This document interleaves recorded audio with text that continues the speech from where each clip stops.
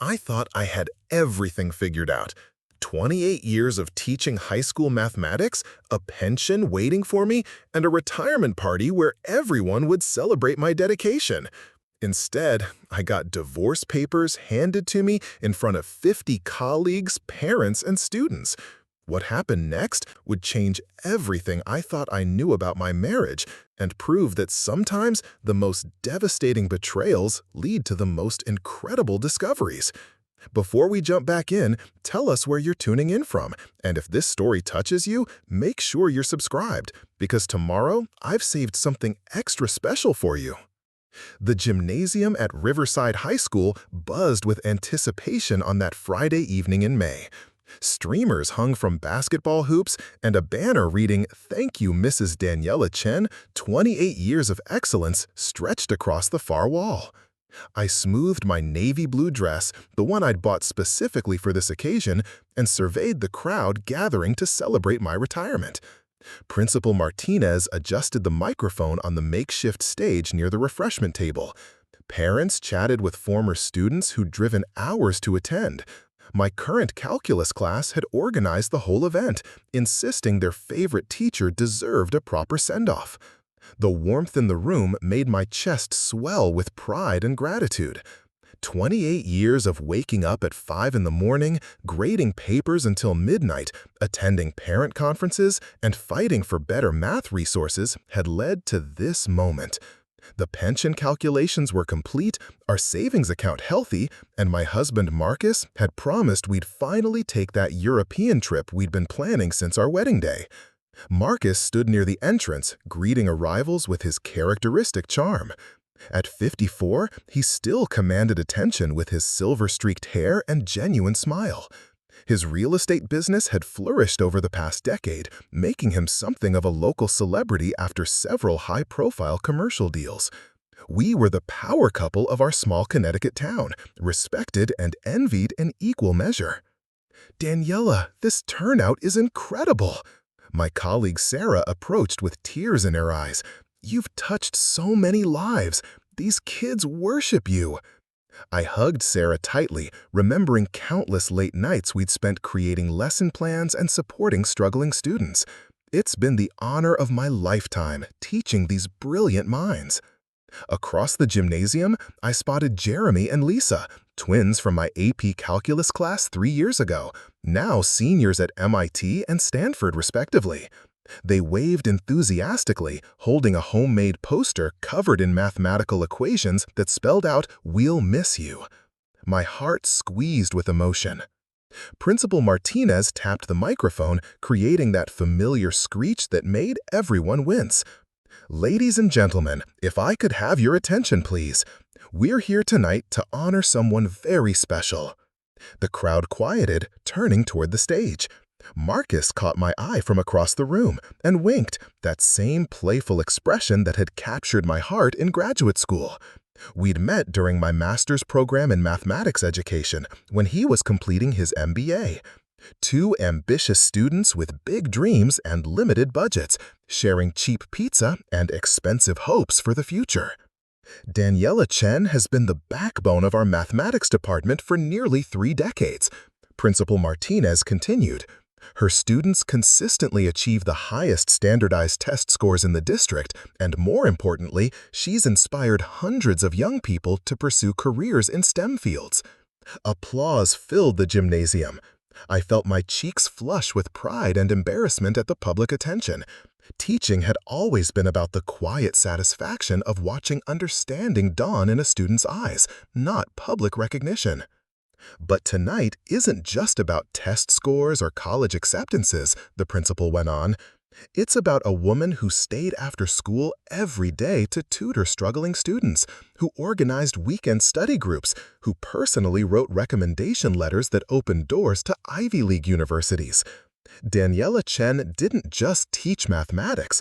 She taught life lessons about perseverance, intellectual curiosity, and the power of education to transform futures. More applause erupted, and I noticed several former students wiping tears from their eyes. Marcus beamed with obvious pride, raising his phone to record the speech. Everything felt perfect, exactly as I'd imagined this night would unfold. Now, I'd like to invite Mrs. Chen to the stage for a few words, and then we'll hear from some special guests who wanted to share their appreciation. I walked toward the stage on slightly unsteady legs, overwhelmed by the warmth and gratitude surrounding me. The microphone felt heavy in my hands as I looked out at the sea of familiar faces. "Thank you all for being here tonight," I began, my voice catching slightly. When I first walked into a classroom 28 years ago, I was terrified. I had all this theoretical knowledge about pedagogy and curriculum design, but I had no idea if I could actually connect with teenagers and help them understand complex mathematical concepts. Laughter rippled through the crowd. Several current students called out encouraging comments. What I discovered was that teaching isn't really about mathematics at all. It's about relationships. It's about believing in someone before they believe in themselves. It's about showing young people that they're capable of far more than they ever imagined. I paused, scanning the crowd for Marcus, wanting to share this moment with the person who'd supported my career through countless challenges and late nights. He stood near the refreshment table, but something seemed different. His phone was pressed to his ear, and his expression looked tense, almost anxious. "The relationships I've built in these classrooms have been the greatest privilege of my professional life," I continued, trying to refocus on my speech. Watching shy sophomores transform into confident young adults, seeing struggling students suddenly grasp concepts that seemed impossible, receiving wedding invitations and baby announcements from people I taught 15 years ago, these experiences have filled my life with purpose and joy. Marcus was moving toward the exit, still talking on his phone. Our eyes met briefly, and he held up one finger, indicating he'd be right back. Probably a client emergency, I thought. Real estate deals often require attention at inconvenient times. "As I transition into retirement, I'm not saying goodbye to education," I told the crowd. "I'm planning to tutor students who need extra support, volunteer with literacy programs, and maybe even write that mathematics textbook I've been threatening to create for the past decade." The audience laughed and applauded enthusiastically. Former students shouted out encouragement and offers to help with any future projects. "Thank you for 28 incredible years. Thank you for trusting me with your children, for supporting innovative teaching methods, and for creating a community where learning flourishes." I stepped away from the microphone to thunderous applause, feeling emotionally drained but deeply satisfied. Principal Martinez returned to announce the special guests. Jeremy, one of the twins now at MIT, approached the microphone first. "Mr. Chen saved my academic future," he began, his voice shaking with emotion. "I was failing algebra as a sophomore, convinced I was stupid and would never understand math. She stayed after school with me 3 days a week for an entire semester, breaking down concepts until they finally clicked." He wiped his eyes, struggling to continue. "Because of her patience and belief in me, I discovered I actually love mathematics. I'm now pursuing a PhD in theoretical physics, and it all started in Mr. Chen's classroom." She didn't just teach me equations. She taught me that intelligence isn't fixed, that struggle is part of learning, and that someone believing in you can literally change your life. The crowd erupted in applause again. I felt tears streaming down my cheeks, overwhelmed by the impact my work had created. Several more students shared similar stories, each one highlighting different aspects of my teaching philosophy and personal attention. Parents spoke about dramatic improvements in their children's confidence and academic performance. Colleagues praised my collaboration and mentorship of newer teachers. The evening felt like a celebration of everything meaningful about education and human connection. I kept glancing toward the entrance, wondering when Marcus would return from his phone call, eager to share this emotional culmination of my career. As the formal presentations concluded and people moved toward the refreshment tables, I mingled with the crowd, accepting congratulations and reminiscing about shared memories. The energy in the room was intoxicating, a reminder of why I'd chosen teaching despite the modest salary and constant challenges. "Mrs. Chen, I have something for you." Principal Martinez approached carrying an elegantly wrapped package. This is from the entire faculty, with special contributions from some former students who heard about tonight. I unwrapped the package carefully, revealing a beautiful leather-bound photo album. The first page contained a handwritten note. To a teacher who changed lives, thank you for showing us what dedication looks like. Below that, hundreds of signatures from students, parents, and colleagues filled the page. Flipping through the album, I found photographs spanning my entire career. My first classroom with its outdated textbooks and broken desks. Group photos from academic competitions where my students had won state championships. Candid shots from school dances and graduation ceremonies. The visual timeline of my professional life spread before me in vivid detail. "This is incredible," I whispered, completely overwhelmed. "I can't believe you organized all of this." "Your impact deserves recognition," Principal Martinez replied. "Teachers like you are why public education still matters." I was examining a photograph from my 10th year of teaching, remembering the challenging class that had pushed me to develop new teaching strategies, when I felt someone tap my shoulder. Marcus stood behind me, but his earlier warmth had vanished. His face looked pale, almost gray, and his hands were trembling slightly. "Daniela, we need to talk," he said quietly, his voice barely audible above the party noise. "Can it wait?" I gestured toward the crowd still celebrating around us. "This is such a special night, and people want to share memories."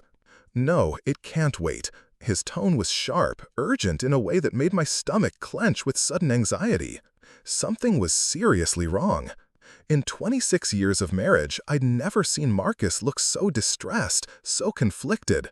The joy and pride from moments before began draining from my chest, replaced by cold dread. "What's going on?" I asked, setting the photo album on a nearby table. Marcus reached into his jacket pocket and withdrew a manila envelope. His hands shook as he held it out to me, and I noticed sweat beading on his forehead despite the comfortable temperature in the gymnasium. "I'm sorry, Daniela. I'm so sorry about the timing, but I can't wait any longer." The envelope felt heavy in my hands, official and ominous. My name was typed across the front in formal business font, along with an address for a law firm I didn't recognize.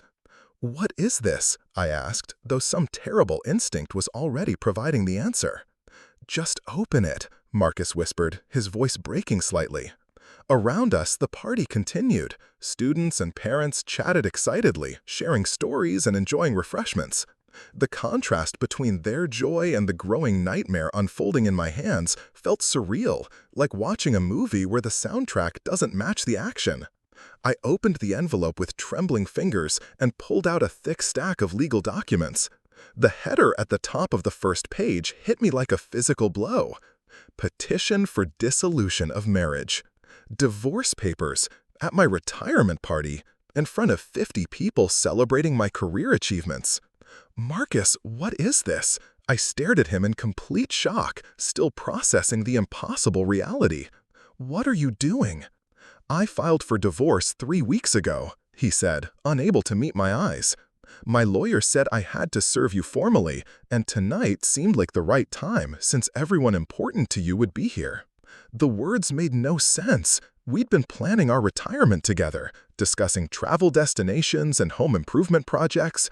Just that morning, Marcus had helped me choose which dress to wear, commenting on how proud he was of my accomplishments. The right time? My voice was rising, drawing attention from nearby conversations. "You think serving me divorce papers at my retirement party is the right time?" Several people had stopped talking and were now staring at our exchange with growing concern. I felt heat rising in my cheeks, embarrassment and rage mixing into something combustible. "Daniela, please keep your voice down," Marcus pleaded, glancing nervously at the crowd. "We don't need to make a scene." "Make a scene?" I could no longer control my volume. "You just handed me divorce papers in front of my colleagues and you're worried about making a scene?" The gymnasium was gradually quieting as more people became aware of the drama unfolding.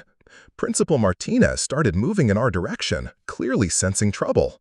"Why now?" I demanded, clutching the legal documents that were dissolving 26 years of marriage. "Why tonight? Why like this?" Marcus ran his hands through his hair, a gesture I'd seen thousands of times during stressful moments in our relationship. But this stress was different. This was guilt and shame and something else I couldn't quite identify. "Because I couldn't keep pretending anymore," he said finally. "I couldn't stand up here celebrating your retirement, talking about our future when I knew it was all lies." "What lies?" "What are you talking about? I haven't been happy for years, Daniela. We've grown apart. We want different things. This retirement party, watching everyone praise you, it made me realize how different our lives have become." The explanation felt hollow, inadequate for the devastation he was inflicting. People didn't file for divorce because of career differences or growing apart.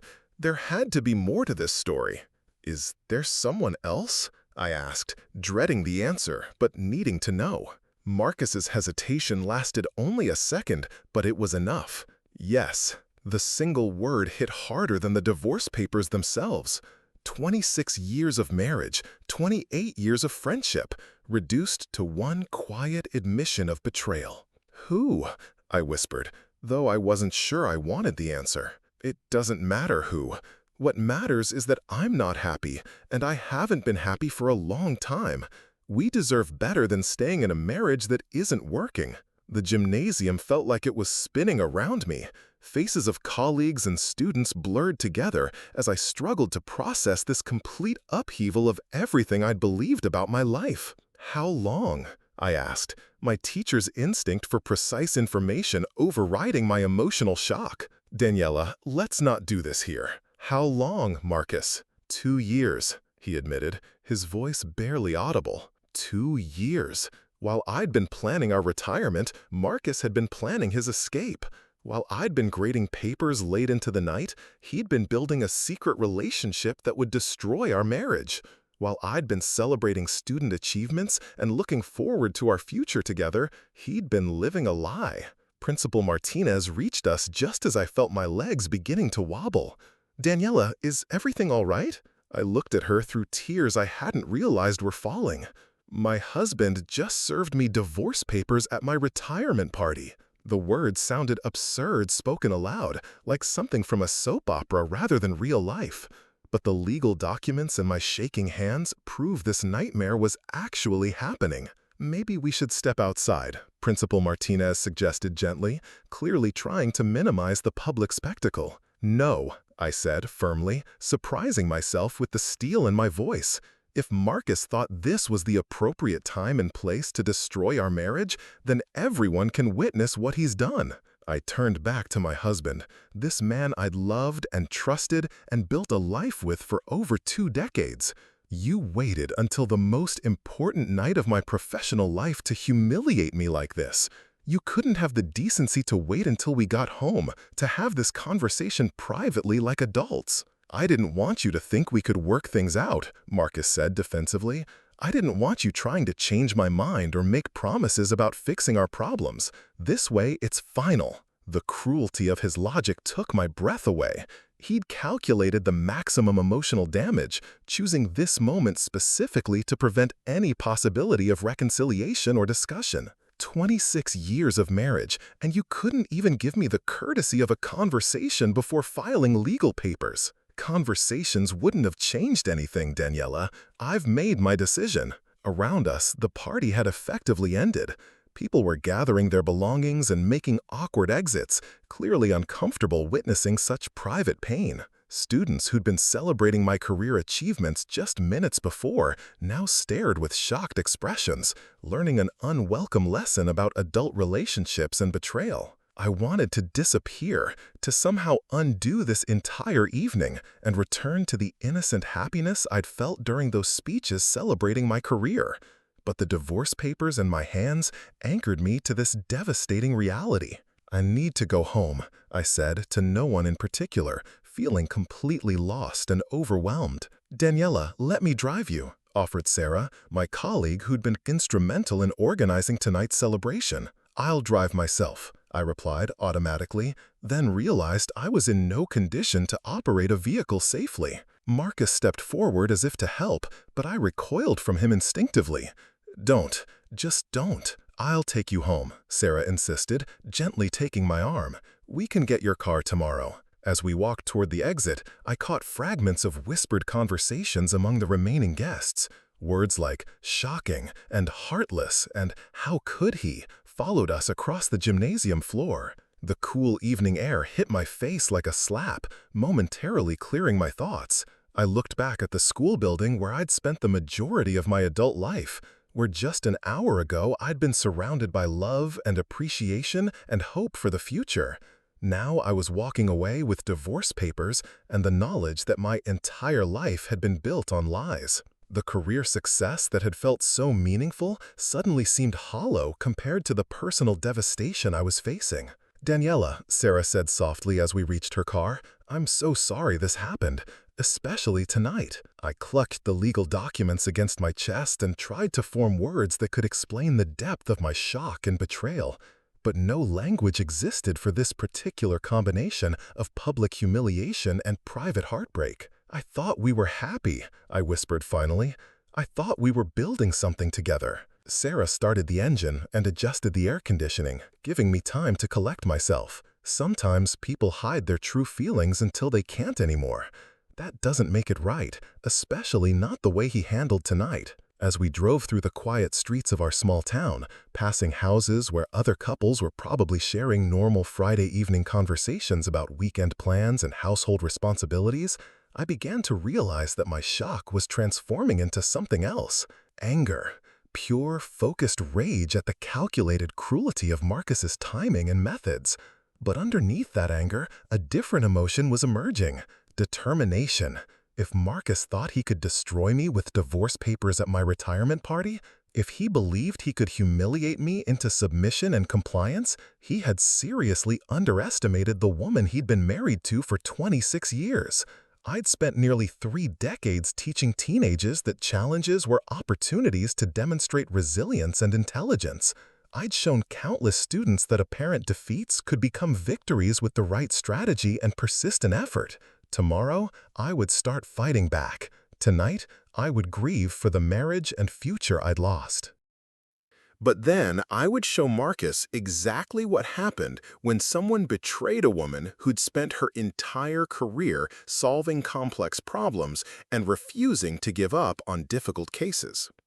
The divorce papers crinkled in my lap as Sarah's car pulled into my driveway. Through the living room window, I could see that Marcus had beaten us home. The lights were on, and his silhouette moved across the space we'd shared for over 2 decades. "Do you want me to come in with you?" Sarah offered. "You shouldn't be alone tonight after what just happened." I considered her offer, tempted by the comfort of friendship and support, but something inside me was already hardening, preparing for whatever battles lay ahead. "Thank you, but I need to process this myself," I said, gathering the legal documents and my purse. "I need to understand exactly what Marcus has done and figure out how to respond. Call me if you need anything, any time of day or night." I hugged Sarah gratefully, then walked toward the front door of the house that might not be my home much longer. Behind me, I heard her car pull away, leaving me alone with the wreckage of my retirement celebration and the beginning of whatever came next. The key turned in the lock with its familiar click. Inside, Marcus was pacing the living room, clearly agitated and probably rehearsing explanations for his behavior tonight. When he saw me enter, his expression shifted between guilt and defensiveness. "Daniela, I know you're angry, but we need to discuss practical matters. The lawyer said we should try to work out arrangements amicably." I set my purse down carefully, placed the divorce papers on the coffee table we'd chosen together 15 years ago, and looked at this man who'd just shattered everything I'd believed about our life together. "Practical matters," I repeated slowly. "After what you did tonight, you want to discuss practical matters?" "The timing wasn't ideal, but it's done now. We need to move forward." The casual dismissal of his cruelty sparked something dangerous in my chest.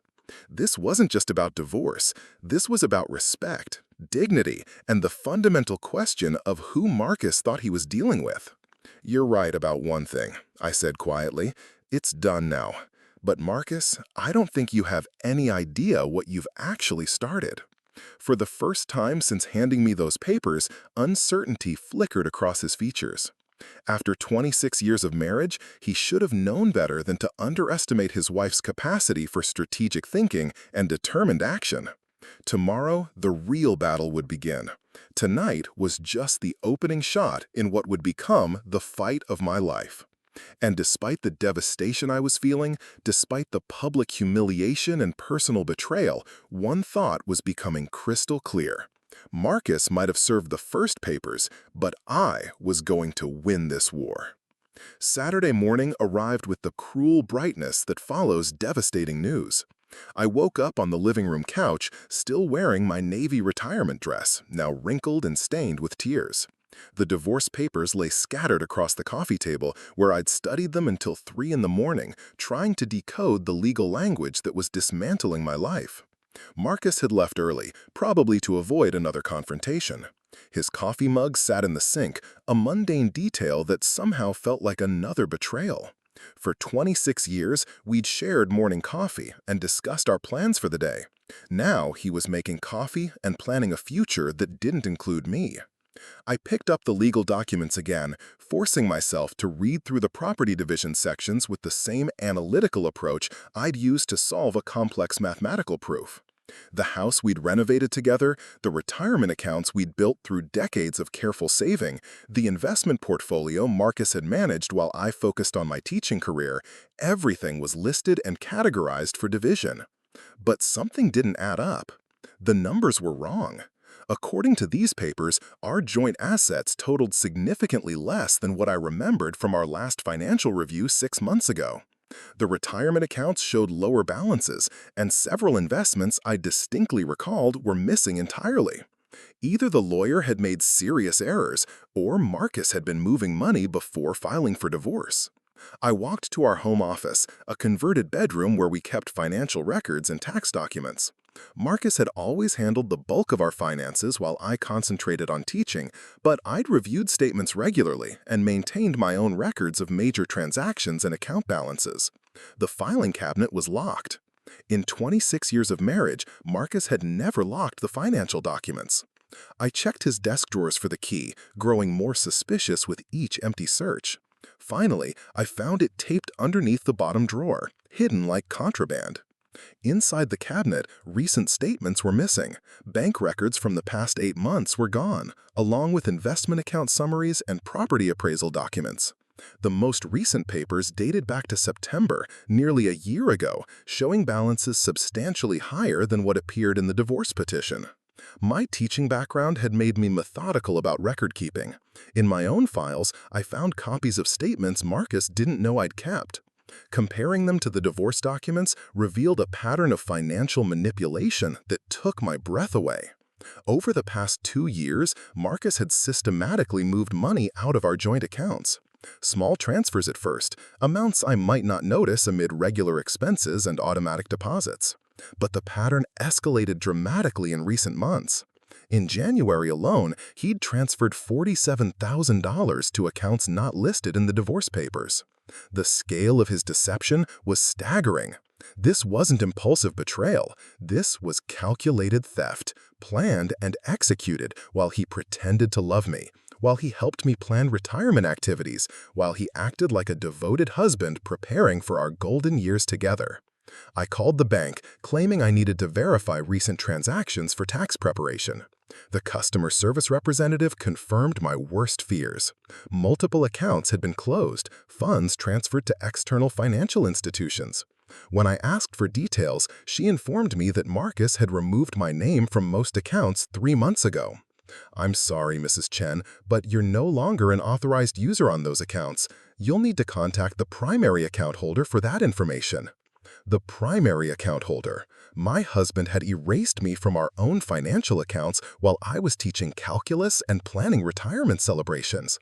Next, I called our investment advisor, Janet Morrison, who'd helped us build our portfolio over the past 15 years.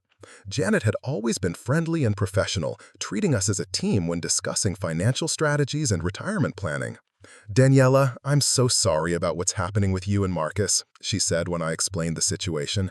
I have to be careful about client confidentiality, but I can tell you that some recent transactions have concerned me.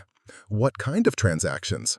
Marcus has been liquidating positions without discussing long-term implications. When I asked about the strategy behind some major moves, he said you were both reassessing your retirement timeline. I assumed you were involved in these decisions. I had no idea any changes were being made. Preparing and narrating this story took us a lot of time, so if you are enjoying it, subscribe to our channel. It means a lot to us. Now, back to the story. Can you tell me what's been sold? Janet hesitated, clearly uncomfortable with the ethical implications. I think you should speak with a lawyer, Daniela. There may be some irregularities that need professional review. After hanging up, I sat in stunned silence, processing the magnitude of Marcus's betrayal. This wasn't just about divorce or unhappiness or finding someone new. This was organized financial theft designed to leave me with as little as possible while he started a new life with hidden assets. But Marcus had made a crucial error. He'd underestimated my intelligence and my record-keeping habits. And he definitely underestimated my capacity for strategic planning when someone threatened everything I'd worked to build. I needed professional help, but first I needed to understand exactly what I was dealing with. My background in mathematics had taught me that solving complex problems required systematic data collection and analysis. I'd approach this betrayal the same way I'd approach a challenging theorem, gathering evidence and building an unshakable logical foundation. I started with phone records, accessing our family account online. Marcus had been careful about deleting text messages and emails, but phone records didn't lie. The call logs revealed patterns that painted a clear picture of his deception. Over the past 2 years, he'd made hundreds of calls to numbers I didn't recognize. Many occurred during work hours, when I was teaching and wouldn't notice his absence. Others happened late at night or early in the morning, times when he claimed to be handling client emergencies. I created a spreadsheet, my teacher's instinct for organization taking over. Date, time, duration, frequency patterns. The data revealed 3 primary numbers that Marcus called regularly, almost daily in recent months. One number had a local area code. The other 2 were from different states entirely. Using reverse phone lookup websites, I identified the local number as belonging to Amanda Walsh, a 34-year-old marketing professional who'd recently moved to our area from New York. Her social media profiles showed an attractive blonde woman with an expensive lifestyle, designer clothes, and recent photos at restaurants I recognized as Marcus's favorite business lunch spots. The other numbers required more detective work. One belonged to a law firm in Delaware that specialized in asset protection and offshore financial planning. The third number connected to a private wealth management company in Florida, the kind that helped high-net-worth individuals hide money from taxes, creditors, and apparently spouses. Marcus hadn't just found someone new. He'd been planning this divorce for years, systematically hiding assets and building a financial escape plan while I remained completely oblivious. The sophistication of his deception was breathtaking and infuriating in equal measure. I needed to document everything before he realized I was investigating. Using my phone, I photographed every relevant document, uploaded call records to cloud storage, and created backup copies of all evidence. If Marcus thought he could outmaneuver a woman who'd spent her career solving complex problems under pressure, he was about to learn otherwise. Sunday afternoon, I drove to the Hartford Public Library, wanting to research from a computer that couldn't be traced back to my home. The reference librarian, a friendly woman about my age, helped me access legal databases and financial research tools. Working on something important? She asked, noticing my intense focus and multiple notebooks. Trying to solve a very complicated problem, I replied, which was certainly true. The legal research revealed that Connecticut was a partial community property state, meaning marital assets should be divided equitably based on various factors, including length of marriage, each spouse's contribution, and future financial needs. Hidden assets were explicitly prohibited, with severe penalties for fraud during divorce proceedings. More importantly, I learned about forensic accounting, a field that specialized in uncovering financial deception in legal cases. Forensic accountants could trace money movements, identify hidden assets, and provide expert testimony in court.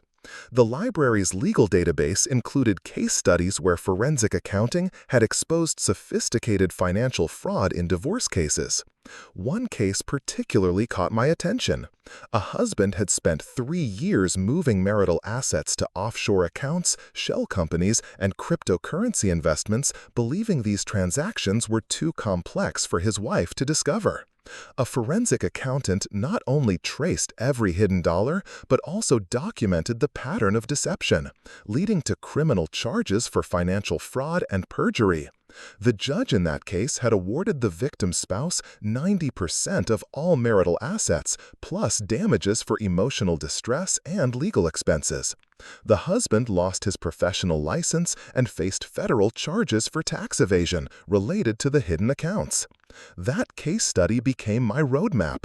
Marcus had made his moves, but he'd left electronic fingerprints everywhere. Banking systems, investment transfers, phone records, business transactions, everything left traces that could be followed by someone who knew how to look. I spent hours researching forensic accountants in Connecticut, looking for professionals with experience in complex divorce cases and asset recovery. The best firms charged substantial fees, but they also had track records of recovering far more money than they cost. By closing time, I'd identified 3 top-tier forensic accounting firms and compiled detailed notes about Connecticut divorce law, asset protection strategies, and the legal consequences of financial fraud during marital dissolution. Monday morning, I called in sick to school for the first time in 3 years. Instead of teaching calculus, I would be starting the most important investigation of my life. My first appointment was with Rebecca Martinez, a forensic accountant whose firm specialized in uncovering hidden assets in high-net-worth divorces. Martinez's office occupied the top floor of a glass building in downtown Hartford, with city views that spoke to the success of her practice.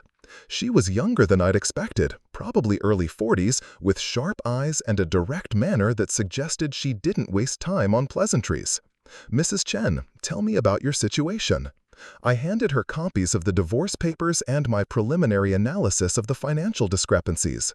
She reviewed the documents quickly, making notes and occasionally raising her eyebrows at particularly egregious items. "Your husband has been busy," she said finally. "These asset valuations are clearly fraudulent, and the timeline suggests systematic planning rather than impulsive action. Can you trace where the money went?" "Almost certainly. Modern banking systems make it nearly impossible to hide money permanently, especially the amounts we're discussing. The question isn't whether we can find it, but how long it will take and how much it will cost." Martinez explained her firm's approach: comprehensive analysis of all financial records, subpoenas for banking and investment information, investigation of any businesses or properties that might be hiding assets, and collaboration with legal counsel to ensure maximum recovery. This level of investigation typically costs between $30,000 and $50,000, depending on complexity. But in cases involving this degree of fraud, we usually recover 10 to 20 times our fees in hidden assets. The cost was substantial, but the alternative was allowing Marcus to steal half our life savings while pretending the divorce was about marital unhappiness rather than calculated theft. "Let's do it," I said. "I want to know everything." Martinez smiled for the first time during our meeting. "Mrs. Chen, your husband picked the wrong woman to defraud. Mathematics teachers are naturally systematic and detail-oriented. We're going to find every penny he tried to hide." While Martinez began her financial investigation, I needed to address the legal aspects of the divorce. The lawyer Marcus had recommended, presumably someone willing to accept his fraudulent asset valuations, was obviously not representing my interests. Through the Connecticut Bar Association, I found Jennifer Walsh, a divorce attorney with 25 years of experience and a reputation for aggressive advocacy in complex cases. Her initial consultation fee was $500, but her track record suggested she was worth the investment. Walsh's office was smaller than Martinez's, but filled with legal awards and photographs with prominent judges and politicians. She reviewed my documents with the same sharp attention Martinez had shown, occasionally making comments that suggested she'd seen similar cases before. "Mrs. Chen, this is one of the most sophisticated attempts at financial fraud I've encountered in recent years. Your husband didn't just hide money. He created an entire parallel financial life while maintaining the facade of a normal marriage. What are my options? We file an emergency motion to freeze all remaining assets, preventing further transfers. We demand complete financial disclosure, with penalties for perjury if he continues lying. We work with your forensic accountant to trace hidden assets. And we pursue full recovery plus damages for the fraud itself." Walsh explained that Connecticut courts took financial fraud during divorce proceedings very seriously, especially when one spouse had been systematically deceived over a period of years. In cases like yours, judges often award the victim's spouse the vast majority of marital assets, plus attorney fees and damages for emotional distress. The goal isn't just recovery, but punishment that discourages similar behavior in future cases. How long will this take? 6 months to a year for complete resolution, depending on how well hidden the assets are and whether your husband continues fighting or accepts a settlement. But we can get emergency orders within days to stop further transfers. I authorized Walsh to begin immediate legal action, including emergency motions and demands for comprehensive financial disclosure. The retainer fee exhausted most of my accessible savings, but I viewed it as an investment in justice and financial recovery. That evening, I received a call from Sarah, my teaching colleague, who'd driven me home from the disastrous retirement party. "Daniela, how are you holding up? I've been worried about you since Friday night." "I'm doing better than Marcus probably expects," I replied, feeling genuinely optimistic for the first time since receiving those divorce papers. "That's the spirit. Do you need anything? Help around the house, someone to talk to, moral support during legal meetings?" "Actually, there is something you could help with. I need to document Marcus's behavior over the past few years, building a timeline of when his deception might have started. You've observed us together at school events, social gatherings, faculty parties. Did you notice any changes in his behavior or our relationship?" Sarah was quiet for a moment, clearly thinking back through months and years of casual interactions. "Now that you mention it, there were some things that seemed odd at the time, but make more sense in hindsight. Remember the spring faculty picnic last year? Marcus spent most of the event on his phone, claiming work emergencies. And at the Christmas party, he seemed distracted, almost like he wanted to be somewhere else. What about before that? The year before, maybe 18 months ago, he stopped attending as many school events with you. When people asked where he was, you'd make excuses about work commitments or real estate deals. I remember thinking he seemed less interested in your career achievements." These observations aligned with the phone records I discovered. Marcus's emotional withdrawal had coincided with his financial deception and the beginning of his relationship with Amanda Walsh. While I'd been attributing his absence to business stress, he'd been planning the destruction of our marriage. "Sarah, would you be willing to provide a written statement about these observations if my lawyer needs it?" "Absolutely. Daniela, what Marcus did to you was unconscionable. Serving divorce papers at your retirement party in front of colleagues and students who respect you, that was deliberately cruel. Whatever you're planning to do in response, you have my complete support." Tuesday morning brought the first results from Martinez's financial investigation. She called with preliminary findings that exceeded even my worst suspicions about the scope of Marcus's deception. "Daniela, I need you to sit down for this conversation. What we've discovered in just 48 hours of investigation is extraordinary." How bad is it? Your husband has moved over $600,000 out of marital accounts in the past 2 years. Money that should have been community property has been transferred to personal accounts, business investments under his sole name, and what appears to be offshore financial structures. $600,000, nearly our entire retirement savings, accumulated over decades of careful planning and sacrifice.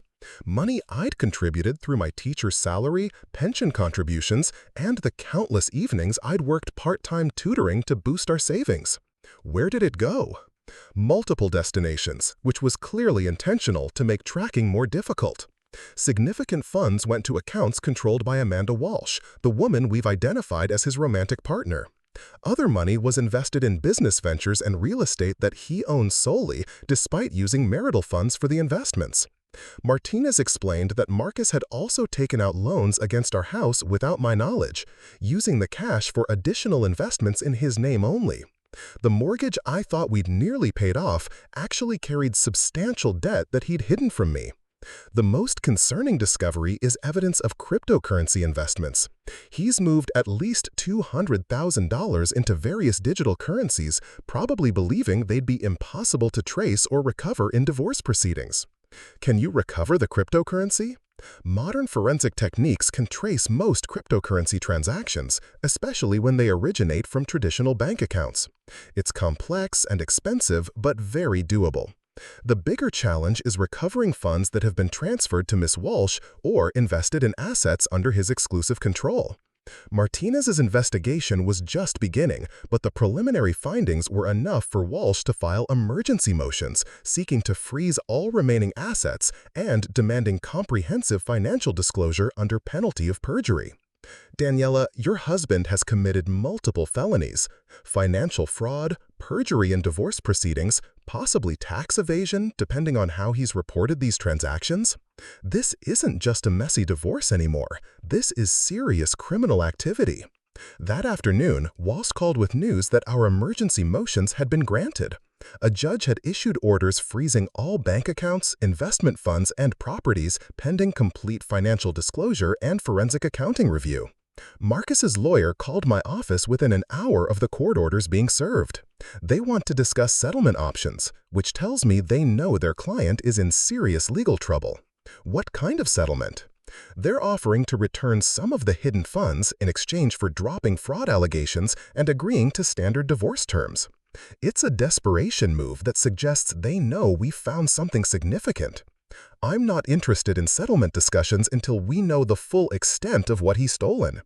I agree completely. Let's finish the investigation, recover every penny, and then decide whether to pursue criminal charges. Your husband made this bed when he chose to defraud you systematically while pretending to be a loving spouse. That evening, Marcus finally returned to the house, his face pale with stress and barely controlled anger. The confident man who'd served me divorce papers at my retirement party had been replaced by someone who clearly understood he'd underestimated his opponent. Daniela, we need to talk about these legal motions you filed. You're making this much more complicated than it needs to be. I looked up from the kitchen table where I was grading calculus tests, my normal evening routine continuing despite the chaos in our personal lives. Complicated? Marcus, you stole our retirement money and hid it from me for years. Then you served me divorce papers at my retirement party to maximize humiliation. You made it complicated. I didn't steal anything. I moved some assets to protect them during the divorce process. That's standard financial planning. Standard financial planning doesn't involve hiding $600,000 in cryptocurrency and transferring money to your girlfriend's accounts. Marcus's expression shifted from anger to shock. He hadn't expected me to discover the full scope of his financial deception so quickly. How do you know about Amanda? I know everything, Marcus. Phone records, financial transfers, business investments, offshore accounts, the loans you took against our house without telling me. My forensic accountant has traced money you thought was hidden forever. He sank into a chair across from me, the fight leaving his body, as he realized his carefully constructed deception had completely unraveled. "This wasn't supposed to happen like this," he said quietly. What was supposed to happen? You were supposed to steal our life savings, destroy our marriage, and humiliate me publicly without any consequences? I fell out of love with you years ago, Daniela. I tried to make it work, but we became different people with different priorities. I deserved a chance to be happy. So you decided to be happy with our money and someone else while lying to me about our future together? Marcus rubbed his face with both hands, clearly exhausted by the stress of his collapsing scheme. What do you want from me? What will it take to resolve this without destroying both of us? I want every penny you stole returned to marital accounts. I want full disclosure of every hidden asset, every secret investment, every transaction you concealed. I want you to admit what you've done and accept the consequences. And if I do that, then maybe we can discuss divorce terms that don't include criminal charges for financial fraud. Marcus stared at me with something approaching respect for the first time in years. The mild-mannered high school teacher he'd thought he could manipulate and deceive had transformed into an opponent capable of methodical investigation and strategic planning. "You're not the same person I married," he said finally. "No, I'm not. I'm someone who spent 28 years teaching problem-solving skills and analytical thinking. Someone who doesn't give up when faced with complex challenges. Someone who knows the difference between right and wrong. I'll talk to my lawyer about full disclosure," he said, standing to leave. "But Daniela, this doesn't change the fundamental problem. Our marriage is over. We both deserve better than staying together out of spite or financial convenience. Marcus, our marriage ended the moment you decided to steal from me and lie about our future together. Everything that happens now is about justice, not reconciliation." Over the following days, Martinez's investigation expanded beyond my wildest expectations. Her team had identified shell companies Marcus created to hide assets, traced cryptocurrency transfers to exchanges in 3 different countries, and discovered real estate investments he'd made using marital funds while keeping the properties in his name only. The total amount of hidden or misappropriated marital assets exceeded $800,000. Nearly double our legitimate net worth according to the divorce papers he'd filed. "Daniela, this is the most sophisticated financial fraud I've investigated in a domestic case. Your husband created an entire parallel financial ecosystem designed to leave you with nothing while he started a new life with substantial hidden wealth. How much can we recover?" Based on current findings, I'm confident we can recover at least 75% of the hidden assets, possibly more, depending on cooperation from financial institutions and courts in other jurisdictions. The cryptocurrency presents some challenges, but we're working with specialists who handle digital asset recovery. Martinez showed me detailed charts and financial flow diagrams that illustrated Marcus's deception with mathematical precision. Money had moved through a complex network of accounts, investments, and businesses, each transfer designed to make the funds more difficult to trace and recover. The pattern suggests he began planning this divorce at least 3 years ago, possibly longer. This wasn't impulsive betrayal. This was a calculated campaign to defraud you of your share of marital assets while maintaining the appearance of a normal marriage. The evidence was overwhelming and damning. Marcus had continued participating in financial planning discussions with me, helping choose investment strategies and retirement goals, all while secretly moving our money into accounts he controlled exclusively. Walsh called that same afternoon with news that Marcus's lawyer had requested an emergency meeting to discuss settlement options. They're clearly panicked about what we're uncovering. Marcus must realize that criminal charges are a real possibility if this goes to trial. What are they offering? Full return of traceable hidden assets, agreement to split remaining marital property according to state guidelines, and payment of your legal expenses.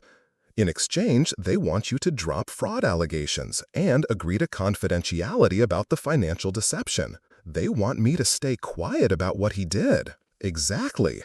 They're worried about professional and social consequences if the full scope of his fraud becomes public knowledge. I considered the offer carefully. Full asset recovery would give me financial security and the resources to build a comfortable retirement. Avoiding a lengthy court battle would spare me additional stress and public scrutiny of our private problems. But something fundamental about justice and accountability made me reluctant to let Marcus escape consequences for his systematic betrayal. Jennifer, if we go to trial and prove everything we've discovered, what's the likely outcome? Given the evidence quality and the systematic nature of the fraud, you'd probably receive 80 to 90% of all marital assets, plus damages for emotional distress and reimbursement of legal expenses. Marcus would likely face professional sanctions and possibly criminal charges. And if we settle, you get your money back, but he faces no real consequences for years of financial deception and deliberate fraud. He learns that betraying a spouse and stealing marital assets is a viable strategy as long as you're willing to return the money when caught. The teacher in me rebelled against allowing Marcus to escape accountability for his actions. Students who cheated on tests faced consequences, not just to punish them, but to demonstrate that dishonesty had costs and to prevent future cheating by other students. What's the timeline for trial if we reject the settlement? 4 to 6 months for complete discovery and preparation. The trial itself would probably last a week, maybe 2, depending on the complexity of financial testimony. And the risks? Minimal, given the evidence quality. The main risk is that Marcus might attempt to hide additional assets during the extended timeline, but our court orders should prevent most financial manipulation. That evening, I called my sister Elena in California, wanting to discuss the situation with someone who knew me well but wasn't directly involved in the local drama. Elena had been supportive but shocked when I told her about the divorce papers at my retirement party. As a successful attorney herself, she understood the legal implications of Marcus's behavior better than most of my friends. Daniela, from a legal perspective, you have Marcus completely cornered. The evidence you've described would be devastating in any courtroom. But from a personal perspective, what do you want the outcome to be? I want justice. I want him to face consequences for what he's done. I want other women to know that financial fraud during marriage isn't acceptable and won't be tolerated. Those are all valid goals, but pursuing them will cost you time, energy, and emotional resources.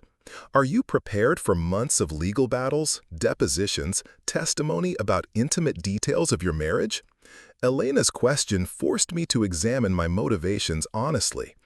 Part of my desire for justice stemmed from anger and hurt over Marcus's betrayal, but a larger part came from my fundamental belief that people should face consequences for their actions, especially when those actions involved deliberate deception and theft. Elena, if I settle quietly and let Marcus walk away with minimal consequences, what message does that send about marriage, trust, and financial responsibility? What example does it set for other women facing similar situations? It sends the message that you value peace and financial security over punishment and public vindication. Both choices are legitimate, Daniela. Neither makes you weak or strong. The question is, which choice allows you to move forward with the least regret? That night, I made my decision. I would reject Marcus's settlement offer and pursue full legal action, including criminal charges if warranted. The evidence was overwhelming, my legal team was excellent, and the principle of accountability mattered more than avoiding additional stress and public attention. Marcus had calculated that serving divorce papers at my retirement party would humiliate me into submission and acceptance of his fraudulent terms. Instead, he'd awakened a capacity for strategic thinking and determined action that he'd never seen during our marriage. Friday morning, I called Walsh with my decision. Jennifer, we're going to trial. I want full recovery of every hidden asset, maximum damages allowed by law, and criminal referral if Marcus committed felonies during his deception. Are you certain? This path will be emotionally difficult and publicly visible. I'm certain. Marcus chose public humiliation when he served divorce papers at my retirement party. He chose financial fraud when he stole our savings. He chose deception when he lied about our future while planning his escape. Now, I'm choosing justice. Daniela, this is going to be one of the most satisfying cases of my career. Let's show your husband exactly what happens when someone tries to defraud a mathematics teacher with 28 years of problem-solving experience. The investigation continued expanding.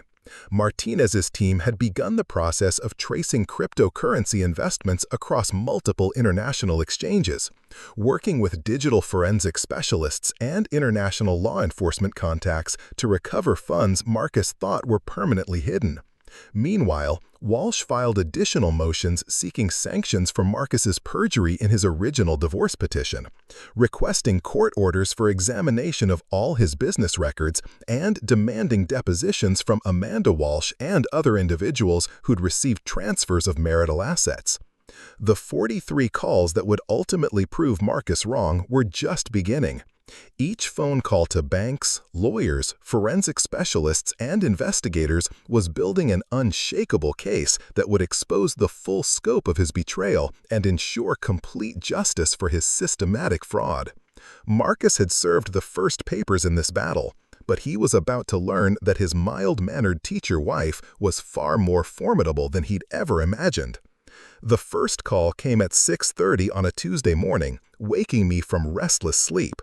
Martinez's voice carried urgent excitement as she delivered news that would change everything. "Daniela, we've hit the jackpot. The cryptocurrency forensics team traced Marcus's digital assets through 4 different exchanges, and we've discovered something extraordinary. He didn't just hide money. He's been running a sophisticated real estate investment scheme using marital funds to acquire properties in other people's names." I sat up in bed, instantly alert despite the early hour. What kind of properties?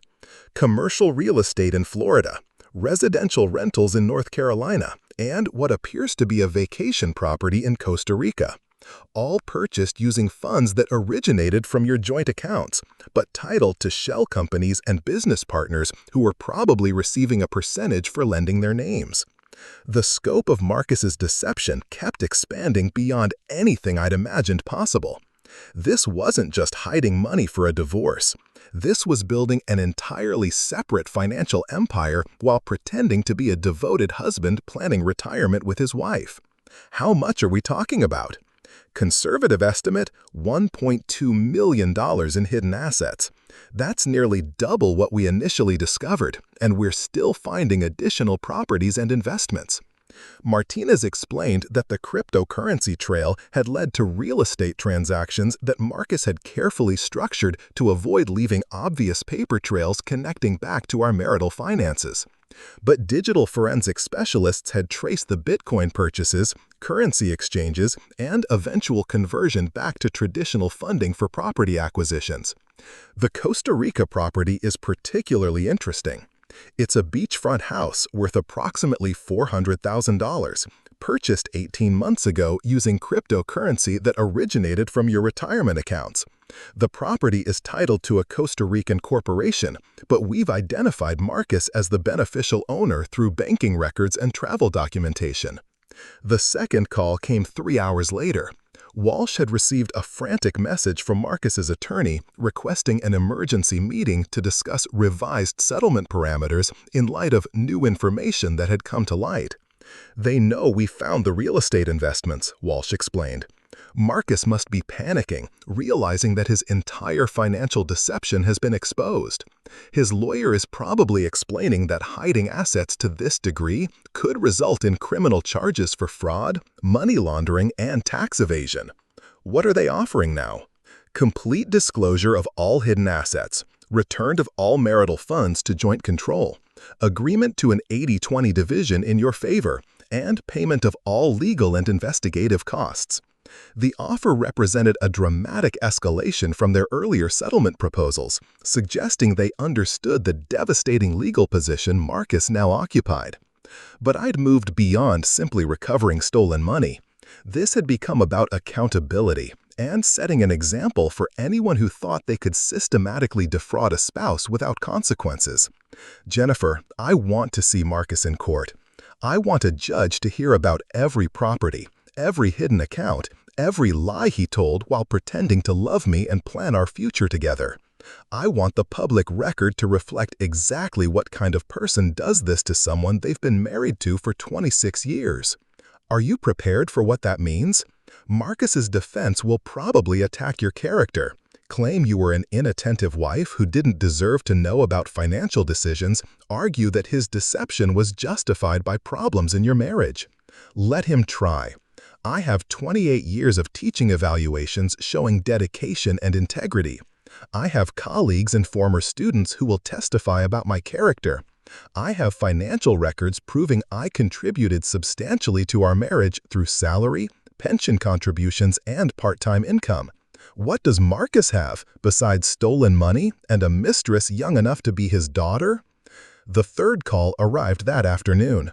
Principal Martinez from Riverside High had contacted me about a development that added another dimension to the unfolding situation. Daniela, I received a disturbing call this morning from Marcus. He asked me to provide a statement about your work performance and professional capabilities, claiming it was for routine paperwork related to your retirement benefits. What did you tell him? I told him to contact the district office through proper channels, and then I called you immediately. Daniela, I've been an administrator for 15 years, and I've never had a spouse request employment information without the employee's knowledge or consent. This seems connected to your divorce situation. Marcus was clearly preparing to attack my professional reputation as part of his legal defense strategy.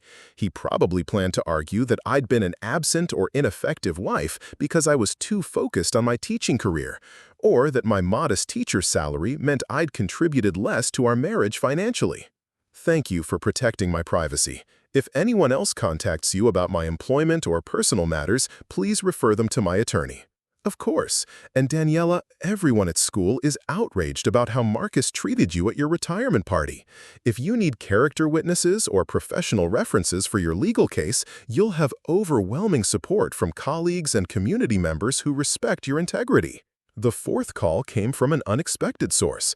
Amanda Walsh, Marcus's mistress, contacted me directly despite explicit instructions from both legal teams that all communication should go through attorneys. Mrs. Chen, this is Amanda Walsh. I think we need to talk. My first instinct was to hang up immediately, but curiosity about what Marcus's girlfriend wanted to discuss made me stay on the line. What do you want, Amanda? I want you to know that I didn't know Marcus was married when we started our relationship. He told me he was divorced, that his wife had taken half his assets in a bitter court battle, and that he was starting over financially. If Amanda was telling the truth, Marcus had been lying to both of us simultaneously, deceiving me about planning our future together while deceiving her about already being divorced. How long have you been involved with my husband? 2 years. But Mrs. Chen, I recently discovered that Marcus has been lying about many things, not just about his marriage status, but about business deals, property investments, and financial plans he claimed we were making together.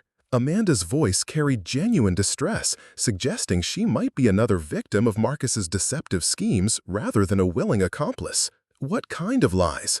He told me he owned several properties as investment rentals and that we could eventually live off the income. Last week, I discovered that the properties are mortgaged beyond their value and that he's been using rental income to make payments on loans I didn't know existed. This revelation aligned with Martinez's findings about Marcus's complex web of real estate investments and financing. He'd apparently been deceiving Amanda about their shared financial future just as thoroughly as he'd been deceiving me. Amanda, you should speak with my forensic accountant. If Marcus has been defrauding you as well, you might be entitled to recover money or property that belonged to our marriage. I've already contacted a lawyer. Mrs. Chen, I'm willing to testify about Marcus's deception if it helps your case. What he did to you at your retirement party was horrible, and I'm realizing that everything he told me about your marriage was probably lies. The fifth call arrived 2 days later with news that would prove decisive in the entire legal battle. Martinez had been working with international banking specialists to trace the Costa Rica property and related offshore financial structures. Daniela, we've discovered that Marcus has been systematically evading federal taxes on his hidden income. The rental properties, cryptocurrency gains, and offshore accounts generated substantial taxable income that was never reported to the IRS. How much tax evasion are we talking about? Preliminary estimates suggest he owes approximately $180,000 in back taxes, interest, and penalties. More importantly, deliberately hiding income and assets from the IRS is a federal felony that could result in prison time. This discovery transformed the divorce case into something much more serious. Marcus wasn't just facing family court proceedings about asset division, he was potentially looking at federal criminal charges for tax evasion, which could result in significant fines and imprisonment. That evening, Walsh called with news that Marcus's attorney had requested another emergency meeting, this time with a much more desperate tone. They want to discuss a global settlement that would resolve the divorce, the asset recovery, and potentially the tax issues. Marcus is clearly terrified about federal criminal exposure. What are they proposing now? Everything. Complete return of all hidden assets, 90% of all marital property to you, payment of all legal costs, $50,000 in punitive damages, and Marcus's agreement to cooperate fully with tax authorities to resolve his federal issues. The offer was comprehensive and represented total capitulation from someone who thought he could manipulate and deceive his way to a favorable divorce outcome. There's one more component, Walsh continued. They want you to agree not to pursue criminal charges for the financial fraud, and they want confidentiality about the settlement terms. They want me to stay quiet about what Marcus did. Exactly. They're offering substantial financial compensation in exchange for your discretion about the fraud, the hidden assets, and the circumstances of how this all unfolded. I considered the proposal carefully.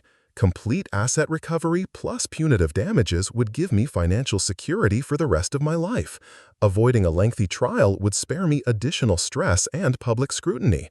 But something fundamental about justice and accountability made me reluctant to let Marcus escape all consequences for his systematic betrayal. The 6th through 10th calls came in rapid succession over the following week, as Martinez's team continued uncovering additional hidden assets and Walsh prepared for trial proceedings. Each call revealed new aspects of Marcus's deception that reinforced my decision to pursue full legal action rather than accepting a quiet settlement. Call 6 revealed that Marcus had been claiming business expenses for his relationship with Amanda, deducting romantic dinners and hotel stays as client entertainment on his tax returns. Call 7 uncovered a second cryptocurrency wallet containing an additional $150,000 in digital assets. Call 8 traced a series of cash withdrawals totaling $40,000 that had been converted to gold coins and stored in a safety deposit box registered under Amanda's name.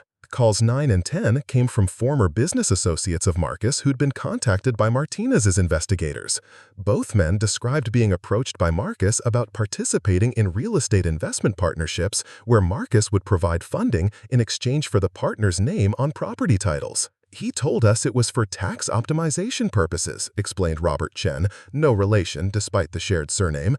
Marcus said wealthy people routinely use these structures to minimize tax liability and protect assets from potential creditors. These conversations provided direct evidence that Marcus had systematically planned his asset concealment strategy, recruiting unwitting accomplices and creating elaborate financial structures designed to hide marital property from divorce proceedings. The 11th through 20th calls occurred during a 2-week period when Walsh took depositions from key witnesses and Marcus's legal team attempted to negotiate increasingly desperate settlement proposals. Each conversation strengthened our case while revealing new aspects of the financial fraud that Marcus had perpetrated. Call 15 produced particularly damaging evidence. Martinez had contacted the Costa Rica property management company that handled Marcus's beachfront house, discovering that he'd been advertising the property as a vacation rental while pocketing the income without reporting it to U.S. tax authorities. The rental income over the past 18 months totaled approximately $60,000, Martinez reported.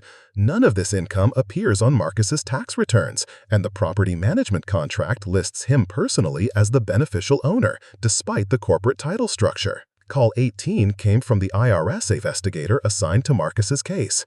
Agent Patricia Williams wanted to coordinate with our civil legal team to ensure that recovery of hidden assets didn't interfere with federal criminal proceedings. Mrs. Chen, your forensic accountant has provided us with exceptional documentation of systematic tax evasion and financial fraud.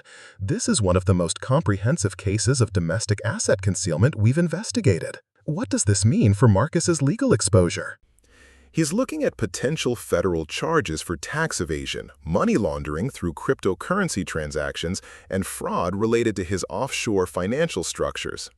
If convicted on all counts, he could face substantial fines and up to 15 years in federal prison.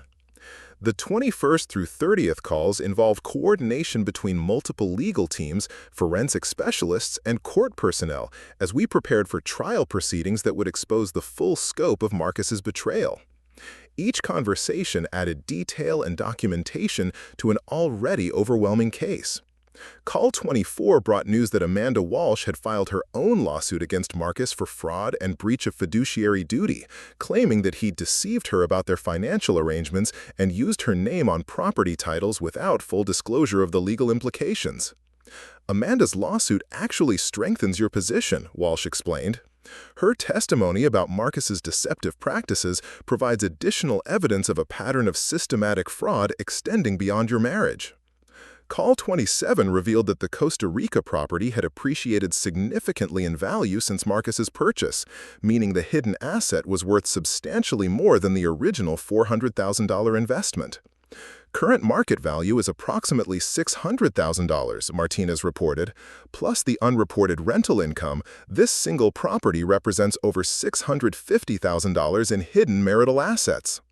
The 31st through 40th calls occurred during the final weeks before our scheduled trial date, as Marcus's legal situation continued deteriorating and his settlement offers became increasingly desperate. Call 33 brought news that the IRS had frozen all of Marcus's known bank accounts pending resolution of their criminal investigation, effectively preventing him from accessing funds needed to pay his legal expenses or living costs. Call 36 came from Marcus himself, calling me directly despite explicit instructions from both legal teams that all communication should go through attorneys. "Daniela, please, we need to talk. This has gotten completely out of control." "Marcus, you're not supposed to be contacting me directly." "I know, but I'm desperate. The federal investigators want to put me in prison. My business is collapsing because clients don't want to work with someone under criminal investigation. Amanda is suing me. My lawyer says I could lose everything and still face years in federal custody." For the first time since this entire ordeal began, Marcus sounded completely defeated. The confident man who'd served me divorce papers at my retirement party had been replaced by someone who finally understood the consequences of systematic deception and fraud. "You should be talking to your lawyer about these problems, not calling me." "I know, but I'm desperate. The federal investigators want to put me in prison. My business is collapsing because clients don't want to work with someone under criminal investigation. Amanda is suing me. My lawyer says I could lose everything and still face years in federal custody." For the first time since this entire ordeal began, Marcus sounded completely defeated. The confident man who'd served me divorce papers at my retirement party had been replaced by someone who finally understood the consequences of systematic deception and fraud. "You should be talking to your lawyer about these problems, not calling me." "My lawyer says the only way to avoid federal prison is to cooperate completely with the IRS investigation, pay all back taxes and penalties, and hope the prosecutor agrees to a plea bargain that doesn't include jail time." That sounds like reasonable advice. "But Daniela, I don't have the money to pay the taxes and penalties. Most of my assets are frozen or tied up in properties that take time to sell. I need your help to avoid criminal prosecution."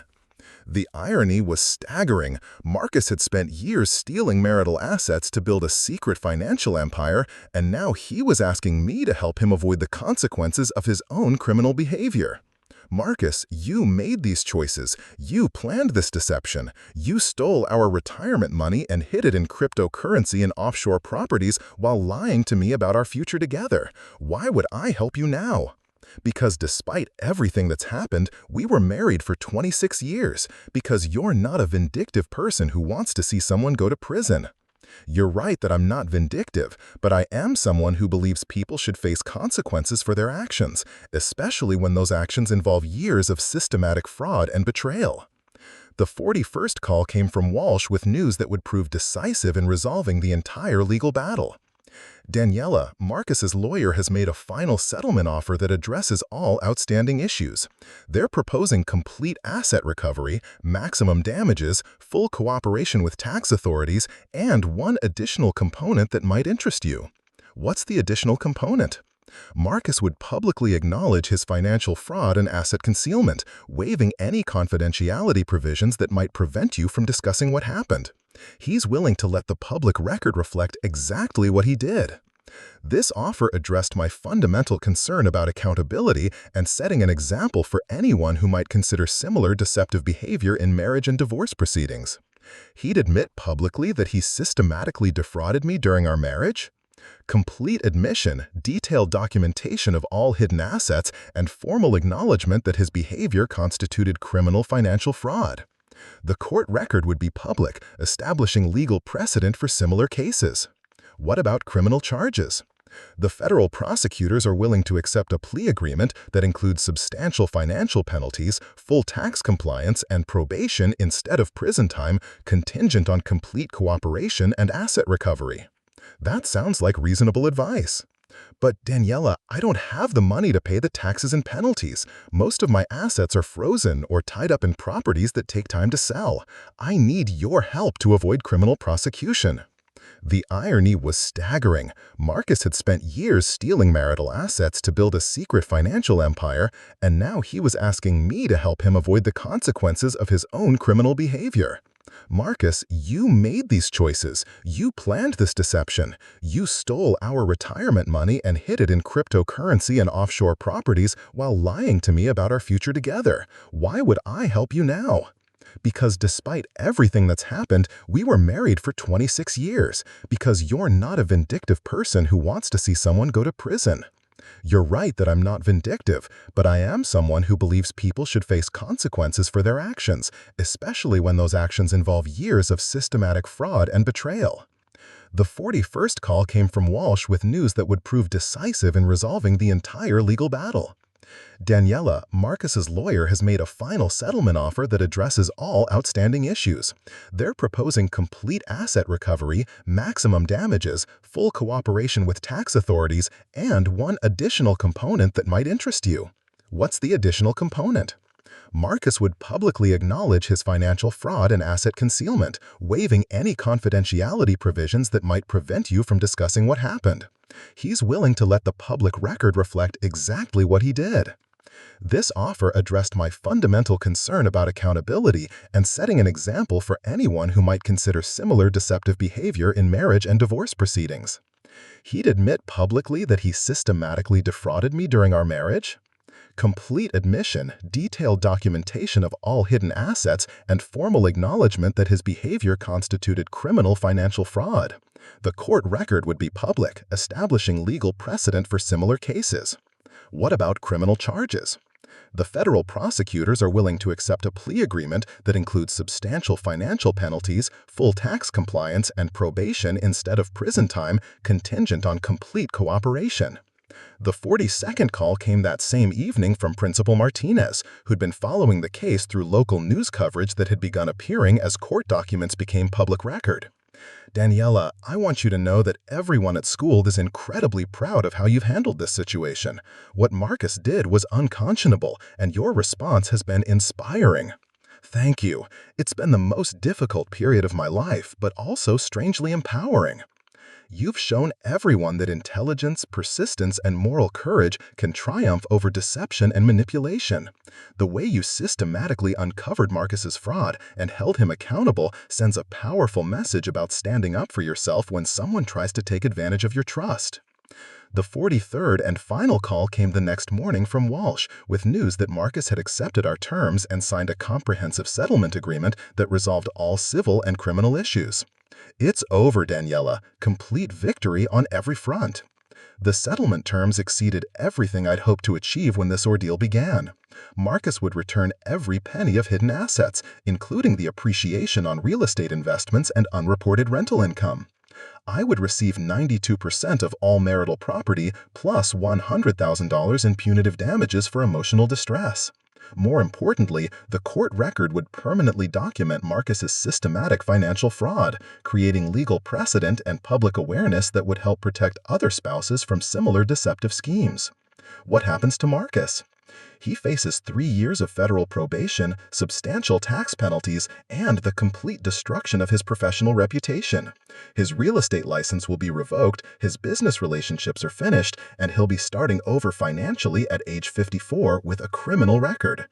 6 months after Marcus served me divorce papers at my retirement party, I stood in the same courthouse where our marriage had been dissolved, but this time as the victor in a battle that had exposed and punished one of the most sophisticated cases of marital financial fraud the court had ever seen. The financial recovery provided security I'd never imagined possible.